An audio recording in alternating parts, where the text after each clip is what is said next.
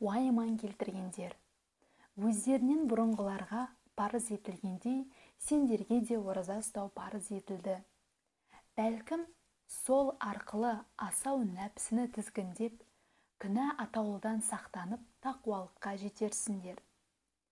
Парыз оразаны санаулы әрі белгілі күндерде ғана өтеледі. Араларынан әлдекім ауырып қалып, немесе сапарда жүріп ораза ұстамаса, қаза болған күндерін басқа уақытта ұстасын. Ораза ұстауға шамасы әзер жететіндер, яғни қарттар және созылмалы дертке шалдыққан науқастар қаза болған әр күнге пидия ретінде бір жарлының бір күндік 2 мезгіл тамағын немесе соның құнын ақшалай беруі керек. Ал енді кімде-кім қайырымдылық жасап, аталмыш мөлшерден асырып берсе, онысы өзі үшін хайырлы, әрі жақсы болмақ. Біле білсеңдер, ораза ұстағандарын өздеріңе жақсы. Рамазан айы адамзатты тура жолға бастаушы. Айқын дәлелдерді һәм ақиқат пен жалғанның ара жігін ажырататын, өлшемдерді қамтыған қасиетті Құран түсе бастаған ерекше ай. Араларынан кімде-кім Рамазан айына аман есен жетсе, оны ораза ұстап өткізсін. Ал кім осы айды науқас болып немесе сапар шегіп ораза ұстамаса, қаза болған күндерін басқа уақытта ұстасын.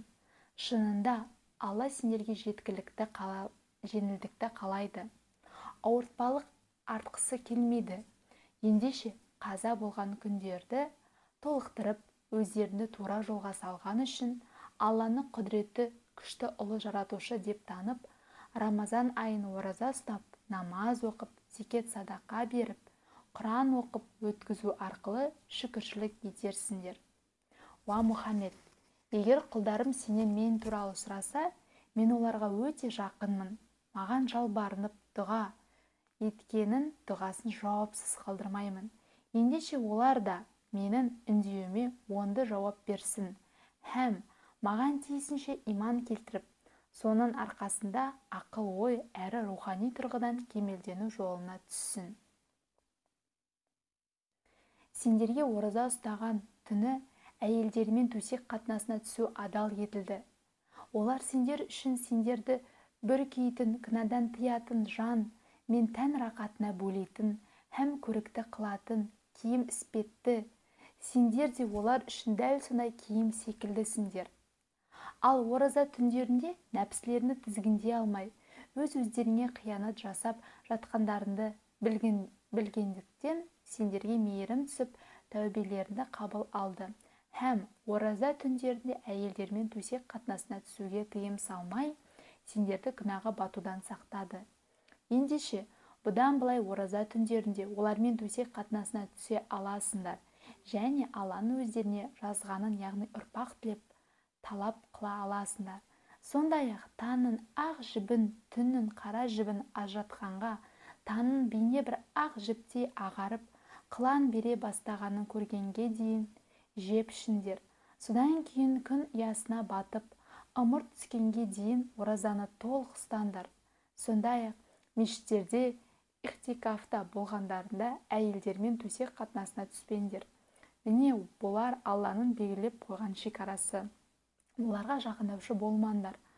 Адамдар тақуалық шеңберінен шықпай өмір сүрсін, күнәдан һәм оның нәтижесі болған тозақтан сақтансын деп Алла адамдар үшін аяттарын осылайша ашық баяндайды. Бір-бірінің мал-мүлкін ұрлау, тонау, алдап арбау, қиянат жасау, өсім белгілеу және құмар ойындары секілді харам жолдармен жемеңдер. Сондай-ақ оларды, яғни мал-мүліктерді өздеріңе тиесілі болмаған дүниені алу һәм ел-жұрттың мал дүниесінің бір парасын біліп тұрып, күнәлі жолдармен жеу үшін пара ретінде басшыларға беруші болмаңдар. Уа Мұхаммед, олар сенен Рамазан айына қатысты жаңа туған айлар жайлы сұрайды. Сұраушыларға олар адамдарға уақытты, сондай-ақ қажылықтың уақытын көрсетеді деп айт.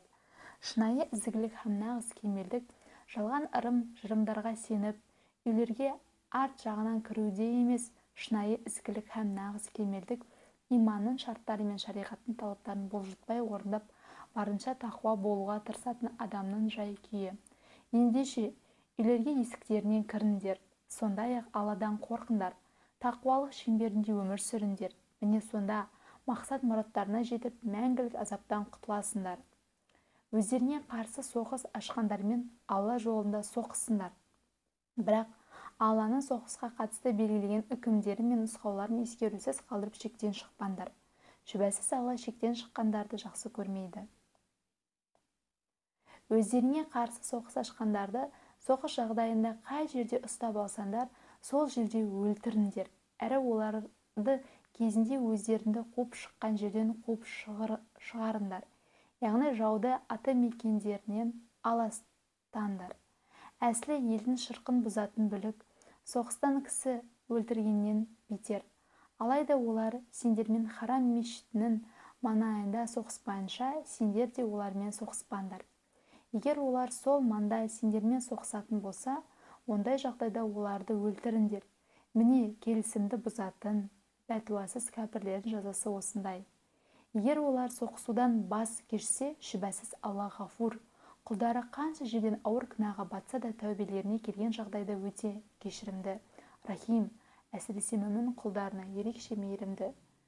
Бүлік түп тамырларымен жойылып, хақ дін қоғамда мықтап орныққанша және дін үкім мен пәрмен толығымен бір Аллаға ғана тиесілі болғанға дейін, яғни Алланың діні бәрінен үстем болып, бүкіл қоғам бір Аллаға бағынып, қоғамда әділдік пен тыныштық орнағанға дейін олармен соғысыңдар.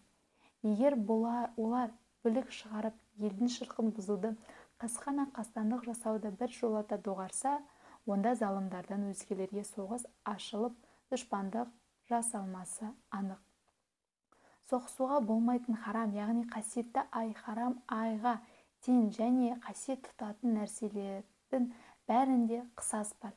Ендеше кім сендерге бірінші болып дұшпандық жасаса, сендер де шектен шықпау шартымен оған дәл солай дұшпандық жасаңдар. Қандай жағдай болмасын, Аллаға қарсы келуден, яғни белгілеген шегінен асудан сақтаңдар. Һәм біліп қойыңдар, Алла өзіне қарсы келіп, асы болудан барынша сақтанатын тақуа жандармен әрдайым бірге. Дұшпанмен соғысу шығынсыз болмайды. Дұшпанға төтеп бере алу үшін алдымен қару-жарақтарын сақадай сай болу керек. Олай болса, қолдарындағы дүние мүліктен Алла жолында жұмсаңдар және сарандық қылып өз бастарына қауіп-қатерге тікпеңдер. Әрдайым жақсылық жасаңдар. Істеріңді барынша тиянақты етіп істеңдер. Шүбәсіз Алла әр ісі тиянақты, игілікке жаны құмар, ізгі жандарды жақсы көреді. Қажылық парызы мен умраны Алла разылығы үшін толық өтеңдер. Егер жолдың қауіпі болуы немесе сырқаттанып қалу сынды қандай да бір себеппен жолдарын бөгеліп толық атқара алмасаңдар, жоқ дегенде бір қой немесе ешкі болу шартымен жағдайларға қарай бір құрбандықты харам мешітіне атап жіберіңдер. Құрбандық өзінің шалынатын жеріне жетіп сойылғанға дейін ихрамнан шығу үшін шаштарында алмаңдар. Сонымен қатар кім шашын алдыруға мәжбүр болатындай ауырып қалса, немесе басында кеселі болып мерзімнен бұрын шашын алдырып тастаса, соны өтемі ретінде ораза ұстасын, яки садақа берсін, немесе құрбан шасын. Ал қажылық пен умраны толық атқаруға кедергі болған себептер жойылса, немесе әу бастан ешбір кедергіге ұшырамай, қауіпсіздікте һәм кеңшілікте болсаңдар, ондай жағдайда кім умра мен қажылық парызын бірге өтесе, жағдайына қарай құрбан шалсын. Ал кім шалатын құрбандық таба алмаса, 3 күн қажылықта және қажылықтан қайтқанда 7 күн, бәрін қосқанда 10 күн ораза ұстауы керек.